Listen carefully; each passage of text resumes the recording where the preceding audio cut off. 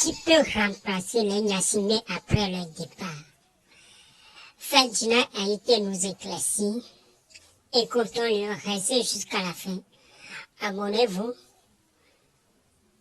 et restez sur la fin et donnez vos avis dans les commentaires. Ça va être terrible. Il y aura des problèmes de terrain, des problèmes de chefferie, des problèmes de village, des problèmes de... Il y aura tous les problèmes à plein Niassimé. Ça va être une situation où il faut forcément un homme d'une certaine carrure pour tenir le pays. Un homme qui met le pays au-dessus. Quand on parle de la nation, c'est ça. Un homme qui met le pays au-dessus de tous les petits comportements partisans. Parce qu'aujourd'hui, on a le sentiment que depuis qu'on est là, les gens luttent. Certains luttent pour leur communauté, certains luttent parce que la plupart des hommes politiques qui ont échoué au Togo, ils ont échoué parce qu'ils ont basé leur politique ou leur projet sur leur communauté. Il n'y a pas de vengeance d'une communauté sur une autre.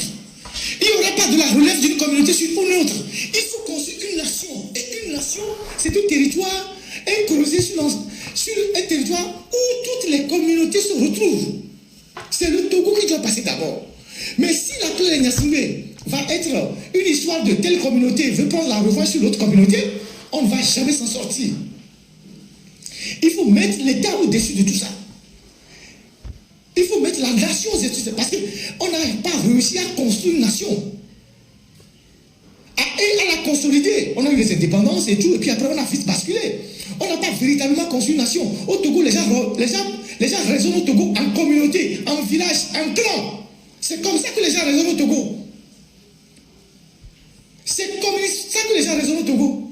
Les gens ne raisonnent pas au Togo comme un pays, une nation. Les gens raisonnent en communauté. Et certains hommes politiques au Togo ont échoué parce qu'ils ont basé leur parti sur leur communauté. Ils sont nombreux. Donc le défi qui attend au Togo demain, c'est comment construire une nation. Comment construire une nation? Une nation, c'est l'ensemble de toutes les communautés qui sont sur un territoire. Que les gens fassent passer la nation avant leur communauté. Donc, quand les Niassimé ne seront plus au pouvoir, tous ces petits problèmes-là vont surgir. Regardez comment on choisit les chefs dans les villages. C'est des chefs qui sont imposés par le régime. Et quand le régime va tomber, les gens vont régler les comptes à ces chefs qui ont usurpé les chefferies. Et si vous n'avez pas, et qui parle de chefferie, parle d'attachement à la terre, parle du foncier. Et si on n'a pas des gens qui ont une certaine conception de l'État et de la nation pour prendre les rênes du pouvoir, le pays va basculer dans l'anarchie. Et les gens viendront vous dire, ah, on vous a dit que c'est les Niassimé qui tenaient le pays dans la paix. Vous voyez, non? Les Niassimé sont partis, le pays est dans le désordre. C'est ce que les gens vont vous dire. Les gens viendront vous dire, vous avez vu le changement, non? Voilà le changement. Voilà tout le pays qui est dans le désordre. Donc moi, je plains personnellement celui qui va prendre le Togo demain. Parce que la charge qu'il aura, elle sera tellement lourde. Et les gens seront impatients. Quand je parle de tous ces problèmes-là, il y a le social. Le jour où les Niassimé ne seront plus là, les grèves seront partout. Parce qu'il n'y a plus une force qui les menace les gens. Les gens vont sortir. Il y aura des grèves dans tous les secteurs. Les étudiants seront dans la rue, les fonctionnaires. Les gens vont demander les augmentations de salaire. Pour le moment, ils ne peuvent pas passer la dictature, les écrase. Mais demain, quand il y aura une fenêtre de liberté, tous ces gens-là vont demander leurs droits. Alors si vous êtes un chef d'État qui n'a pas la carrure, qui ne comprend pas les enjeux pour tenir le pays, afin que le pays ne bascule vraiment dans la démocratie, tout va partir dans l'air. Et donc c'est ce défi qui nous attend. Et plus vite les Niassimé seront partis, mieux on va s'organiser pour relever le pays. Donc ce n'est pas la chute des Niassimé qui doit nous inquiéter. C'est l'après les Niassimé qui doit nous inquiéter. Parce que trop tard, on va finir par partir. Il partira, il n'est pas éternel. Il tombera, il n'est pas éternel. Mais l'après Niassimé, comment ça sera géré? C'est ça la préoccupation que les gens doivent avoir. Alors que, quand vous prenez la classe politique, il y a beaucoup de gens qui veulent le pouvoir, pour jouir aussi comme les autres. Hein? Ou bien pour faire pire que les autres. C'est ça la triste réalité. C'est ça la triste réalité. Si Kofigo en partie a échoué, ce n'est pas aussi forcément parce que ses amis de l'opposition lui ont mis les bâtons dans la roue. Ils l'ont fait, c'est clair. Mais lui-même, il avait une conception communautariste du pouvoir. Moi, je fais partie des jeunes qui sont... On était partis voir Kojo, quand Kojo était encore à l'épiscopat, paix à son nom, Monseigneur, il nous a fait des confidences que je ne vais pas dire tout à l'heure ici. Moi, j'ai fait des études d'histoire. Hein. Quand je te visite là, je prends note. J'ai un carnet. Je prends note. Date, heure, tout. Ce que tu as dit. Ce que tu as dit. Donc, c'est ça notre problème. Pendant 60 ans, on n'a jamais vécu dans une nation proprement dite. Les gens raisonnent en communauté. Et donc, comme les gens raisonnent en communauté, les autres disent, si c'est telle communauté qui va prendre le pouvoir, il vaut mieux que les Kabyles restent. Si c'est ceux-ci qui vont prendre le pouvoir, il vaut mieux que le Kabyles reste. C'est comme ça que les gens raisonnent. C'est comme ça que les gens raisonnent. Parce que les gens ont des petits conflits historiques à régler entre eux. Des mésententes. C'est ça la réalité.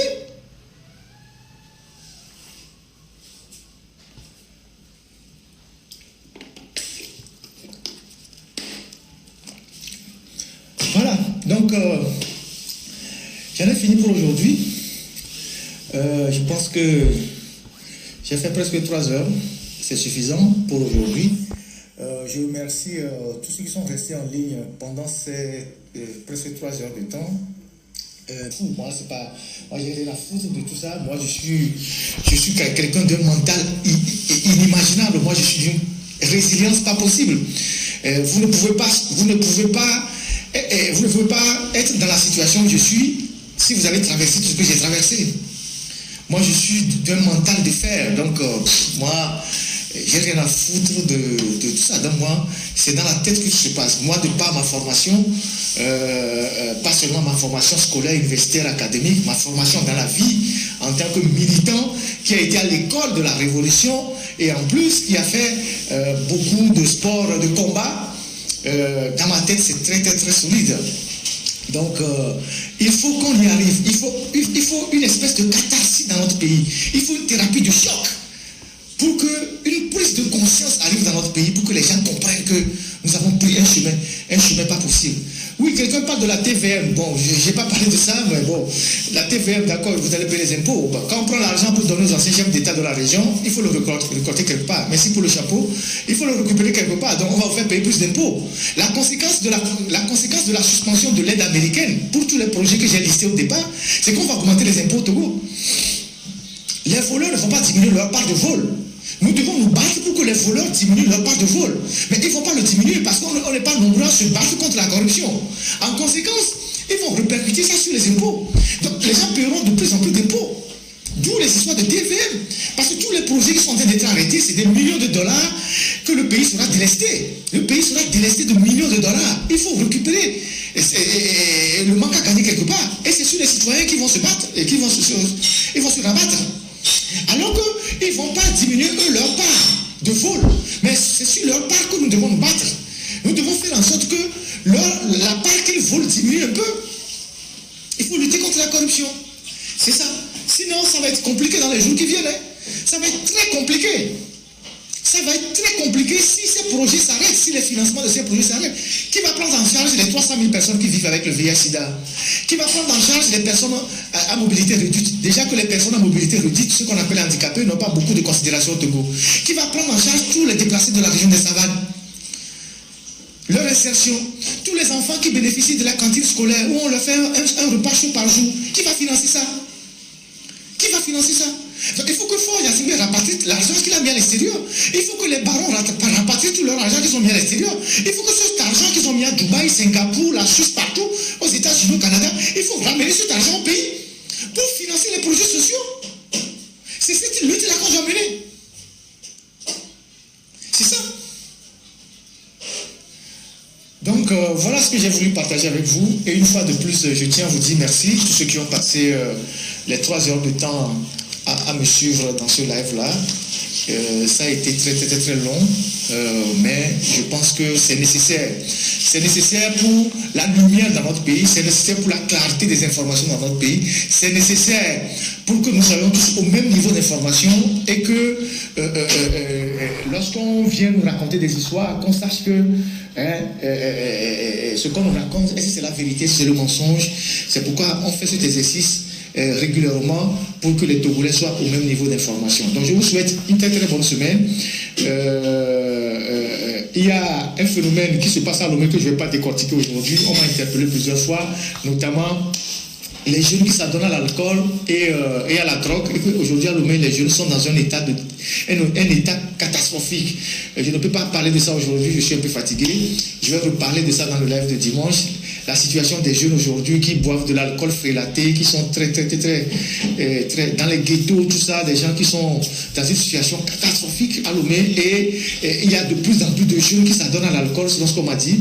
Et voilà, donc je parlerai de cette affaire le dimanche prochain, et je vous souhaite une très bonne semaine, et soyez bénis partout où vous êtes. Ceux qui nous portent dans les prières, ceux qui nous attirent notre attention, la vigilance et tout ça, on vous dit merci. Merci aux 6000 personnes, 6100 personnes qui étaient sur TikTok. Merci aux 2400 personnes qui étaient sur Facebook. Merci beaucoup à vous, et soyez bénis et passez une très bonne semaine. À plus tard. Merci à Isidore, merci aussi à Annie pour la modération. Merci à vous. Qui peut vraiment diriger le Togo après la Gnassingbé?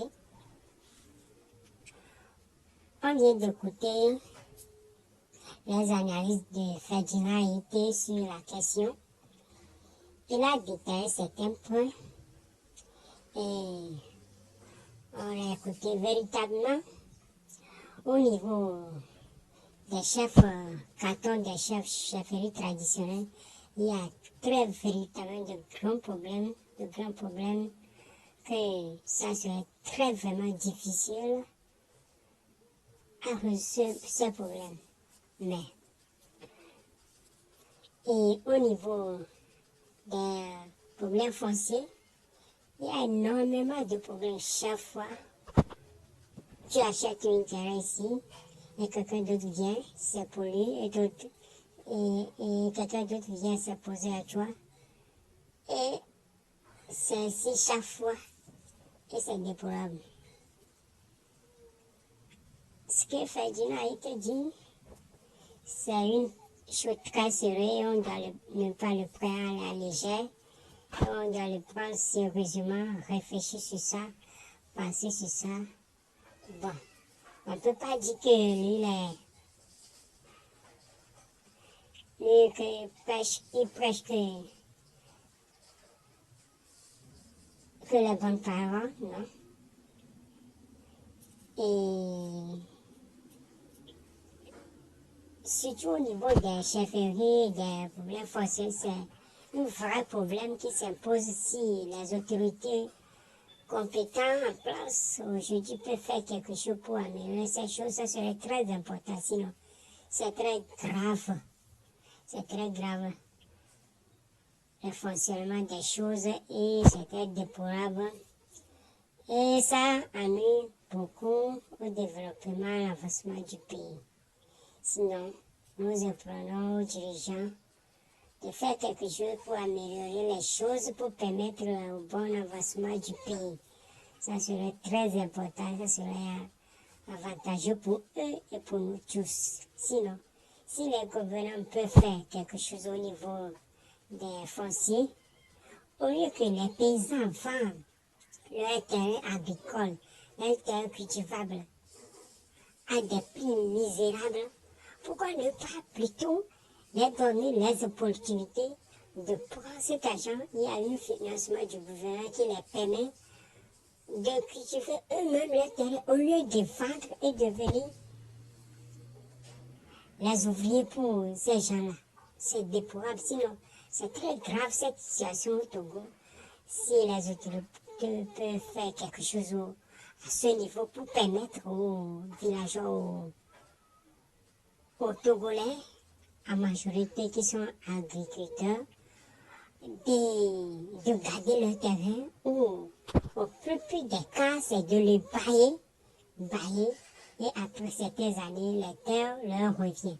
Au lieu de vendre tout, ils deviennent des étrangers sur leur propre territoire, des étrangers dans leur propre village. Et c'est grave, c'est dommage que l'État penche sur ce côté, sérieusement, pour régler cette affaire, pour permettre aux villageois d'être autonomes, d'accès au crédit agricole. Ça serait très important, bénéfique pour le pays.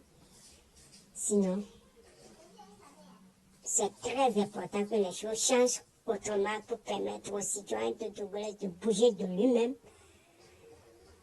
de s'affirmer lui-même. C'est très important.